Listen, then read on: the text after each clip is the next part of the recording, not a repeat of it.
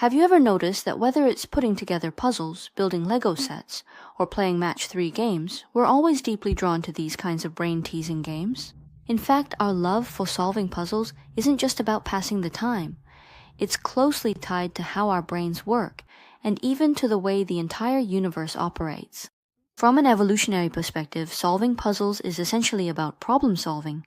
In ancient times, being able to recognize animal tracks meant you were more likely to catch prey. If you could read changes in the sky, you could avoid storms. In other words, those who could spot patterns in chaos were more likely to survive. This tendency has been preserved in our genes for generations, ingrained into our nervous systems. So when we face puzzles, Lego, or match 3 games, our instinct to seek patterns and create order drives us to keep going. Even though we no longer need these skills to survive today, our brains still get excited when chaos turns into order. When we solve problems, the brain releases dopamine, a signal of anticipation and reward that makes us feel pleasure. It's more like a motivational signal. Imagine when you complete a picture in a puzzle or trigger a combo in a match 3 game. The rush you feel in that moment is actually dopamine rewarding you. Well done, keep going. Why do we start with the edges when doing a puzzle? Why do we fill in the most certain squares first in Sudoku? Because what humans love most is finding the first piece of order in chaos, establishing a framework. With every piece you fit, every square you fill in correctly, it's like anchoring a point in a disordered world, bringing a sense of safety and control.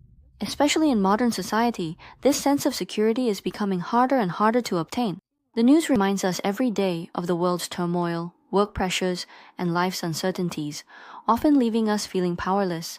Most of the time, we can't control the ups and downs of the economy, nor can we predict the direction of the future. So when we're solving a puzzle and can personally place a Lego brick in the right spot, that feeling of finally having something under our control becomes especially precious.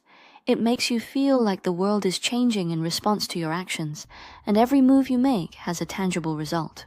Solving puzzles can also bring people into a state of flow. When you are fully absorbed in something, forgetting time and worries, that sense of immersion is like meditation. The benefit of entering a flow state is that it allows your brain to rest completely while still operating efficiently. It can reduce anxiety, improve concentration, and leave you feeling mentally recharged afterwards. That's also why many people now prefer building Lego or doing puzzles after work instead of scrolling on their phones.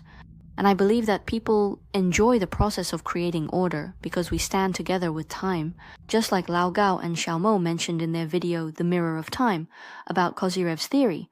Although the universe as a whole is moving toward increasing entropy and chaos, the flow of time itself is a force with negative entropy. It can create order out of chaos, making life possible. And as products of time, humans themselves are a force that resists the increase of entropy.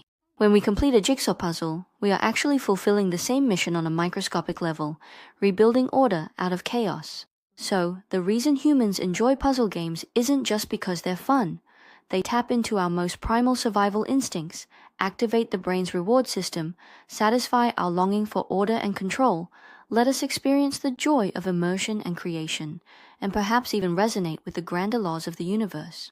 So next time someone tells you that playing with Lego or doing puzzles is a waste of time, you can say, I am a child of the flow of time. Establishing order is my mission. That's all for today. I'm Zuzu, who loves to ask questions. See you next time.